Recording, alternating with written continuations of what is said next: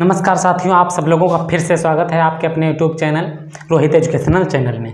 तो आज हम बात करेंगे, जो कल हम बात कर रहे थे भारतीय संविधान की जो प्रस्तावना थी उसके हमने 4 तत्व बताए थे और जो बच गए थे वो आज बताएंगे।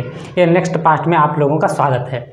तो आप बड़ी ध्यान से नोटबुक लेके साथ में बैठ जाइए और जो इम्पॉर्टेंट नोट्स हैं नोट करते जाइए। और नोट्स तो इम्पॉर्टेंट सभी हैं, इसमें संविधान की ये जो प्रस्तावना है इसमें सभी इम्पॉर्टेंट नोट्स हैं। आपका समय ज़्यादा ना लेते हुए मैं टॉपिक आता हूँ। तो देखिए, हम बता रहे थे कि जो गणतंत्र होता है, गणतंत्र के इसके बाद क्या था, सबसे पहले हम बता रहे थे समाजवादी हो गया था, लोकतांत्रिक हो गया था, उसके बाद में गणतंत्र था। तो हम गणतंत्र के बारे में बात करेंगे। देखिए, गणतंत्र जो होता है, गणतंत्र ये जो होता है ये लोक राज्य व्यवस्था में इसको 2 भागों में बांटा गया है। किसमें? लोक राज्य व्यवस्था, लोकतांत्रिक जो राज्य व्यवस्था है इसको 2 भागों में बांटा गया है। कौन कौन से? लोकतांत्रिक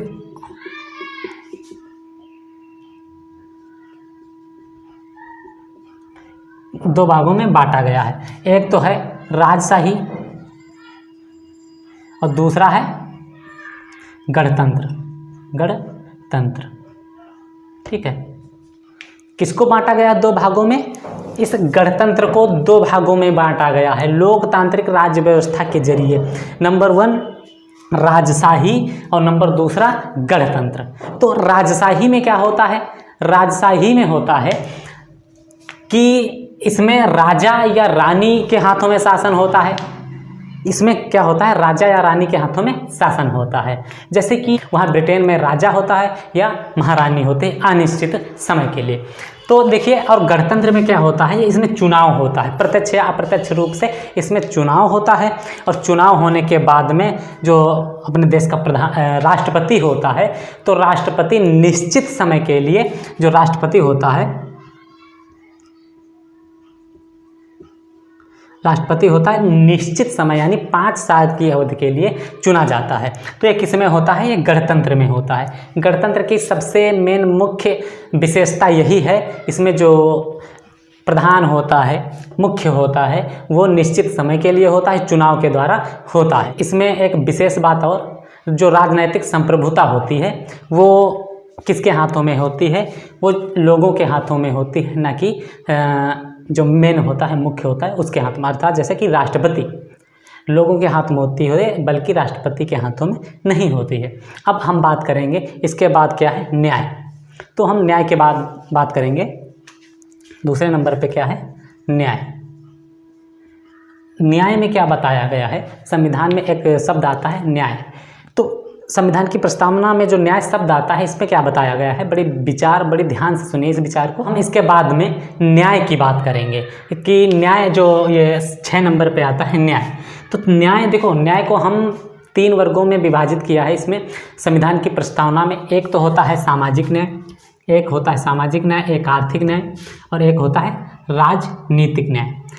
तो सामाजिक न्याय में क्या होता है? बड़ी ध्यान से समझिए। सामाजिक न्याय में ये होता है कि व्यक्ति, चाहे मेल हो, चाहे फीमेल हो, चाहे जेंडर हो, किसी भी व्यक्ति के साथ में भेदभाव नहीं किया जाएगा। चाहे गोरा हो, चाहे काला हो, चाहे जैसा भी हो, ये किसी भी व्यक्ति के साथ में भेदभाव नहीं किया जाएगा। तो ये किसके अंतर्गत आते हैं? सामाजिक न्याय के अंतर्गत आते हैं। सामाजिक न्याय के अंतर्गत क्या आते हैं? किसी जाति, लिंग, धर्म आधार के आधार पर हम भेदभाव नहीं कर सकते हैं। यदि भेदभाव करेंगे तो संविधान के जरिए हमें, कानून के जरिए हमें दंड मिलेगा।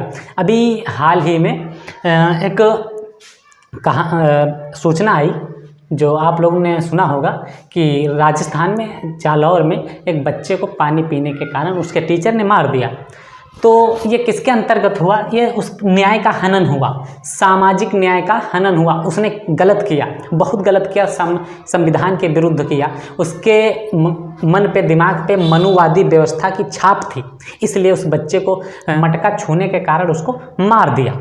तो ये किस के तहत आता है, सामाजिक न्याय के तहत आता है। सामाजिक न्याय हमें क्या चीज़ें सिखाता है, यही बताता है। हम नहीं, चाहे काला हो कोई व्यक्ति, चाहे गोरा हो, चाहे किसी भी जाति धर्म, चाहे लड़की हो चाहे लड़का हो, चाहे जेंडर हो, कोई भी हो, हम उसके साथ में भेदभाव नहीं कर सकते हैं। ये किस में है, ये न्याय के अंतर्गत आता है। अब हम बात करेंगे, ये सामाजिक न्याय के अंतर्गत आता है। इसके बाद में हम बात करेंगे आर्थिक न्याय में। आर्थिक न्याय में होता क्या है, चाहे कोई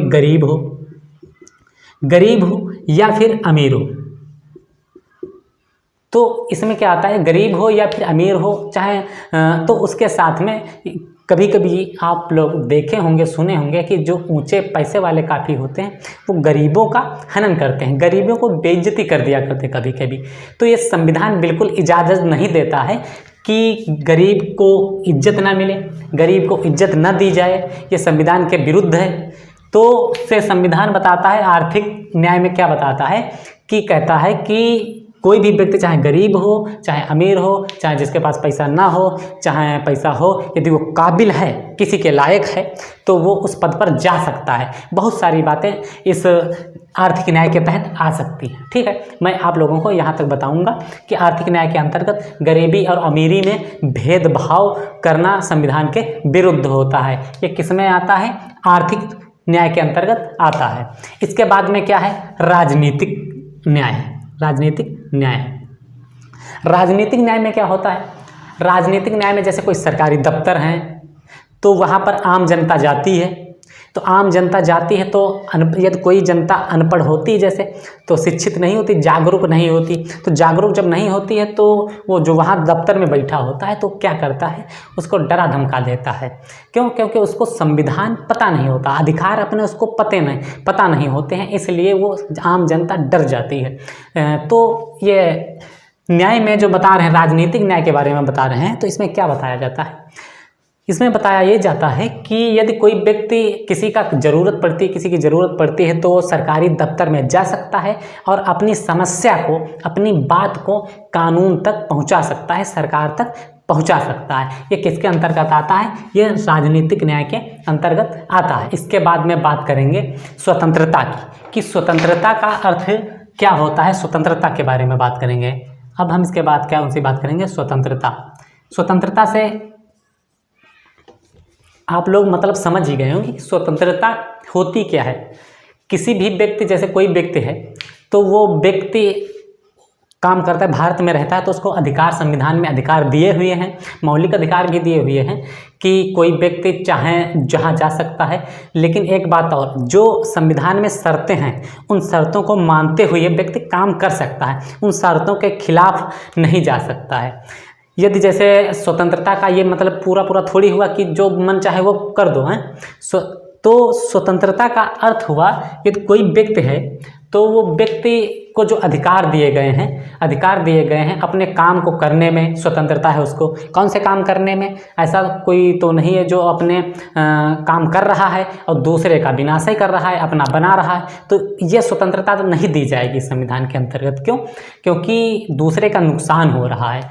जब दूसरे का नुकसान होता है, दूसरे को या फिर कुछ दुख पहुंचाया जा रहा हो, कुछ भी किया जा रहा हो, तो ये संविधान के विरुद्ध आता है। ठीक, तो संविधान के विरुद्ध आता है। और स्वतंत्रता के अंतर्गत और भी बहुत सारी चीज़ें हैं। जैसे हम कोई पढ़ाई करते हैं तो पढ़ाई करने में हमारी स्वतंत्रता है और बहुत सारे कामों में स्वतंत्रता है। के बाद में आती है कौन, समता। इसके बाद में कौन आती है, समता। स्वतंत्रता के बाद समता में क्या बताया गया है कि जो संविधान है, अपना नियम है, कानून है, ये किसी भी व्यक्ति के साथ में भेदभाव नहीं कर सकता, चाहे वो लड़की हो, चाहे वो स्त्री हो, चाहे वो मेल हो, फीमेल हो, जेंडर हो, कोई भी हो, चाहे बच्चा हो, कोई भी हो, उसके साथ में भेदभाव नहीं किया जा सकता। ऐसा तो नहीं है किसी को ज़्यादा अधिकार दे दिए गए हों, किसी को कम अधिकार दे दिए गए हों। हाँ, एक बात होती है, यदि किसी को कोई पद प्राप्त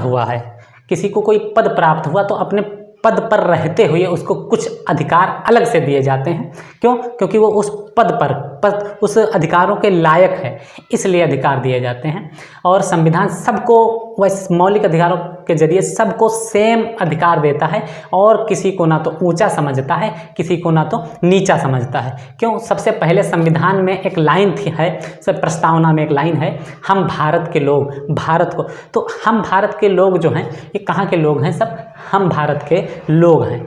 तो इसी से पता चलता है जो जितने भी यहाँ के लोग हैं, संविधान इनके साथ में कोई भेदभाव नहीं करता है। इसके ये किसमें बताया गया है? संविधान की प्रस्तावना में बताया गया है और समता में बताया। समता के अंतर्गत यही चीज़ें बताई गई हैं कि किसी के साथ में भेदभाव नहीं किया जाएगा। इसके बाद में आता है बंधुत्व। इसके बाद में क्या आता है?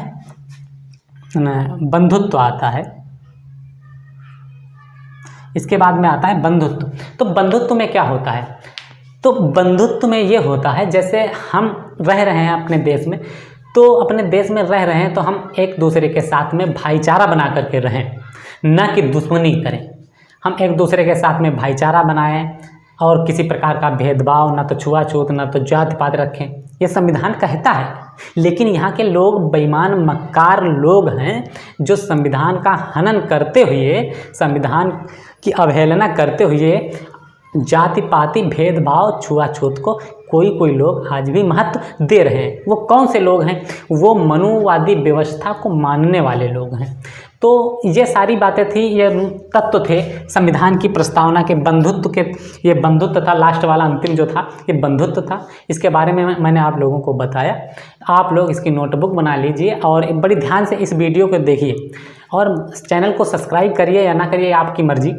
और ये सारे जो पॉइंट मैंने बताए हैं इसको बड़ी गहनता से अध्ययन कीजिए और इसके बारे में जानिए, क्योंकि ये इतने तत्व जो हैं ये ऐसे तत्व हैं, इन पर एक एक किताब लिखी जा सकती है। ऐसे तत्व हैं, इन पर कोई आलोचना करता है, कोई इनके बारे में कुछ बताता है, परिभाषाएं देता है, या ऐसा नहीं वैसा होना चाहिए। बहुत सारी अपनी अपनी मान्यताएं देते हैं लोग, पढ़े लिखे लोग मान्यताएं देते हैं। तो इसी के साथ में इस वीडियो को बंद करते हैं और आप लोगों का बहुत बहुत धन्यवाद करते हैं। इस वीडियो को पूरा ज़रूर देखें और अपने बच्चों को दिखाइए और इनके बारे में ज़रूर बताएं। आप लोगों का बहुत बहुत धन्यवाद। जय संविधान।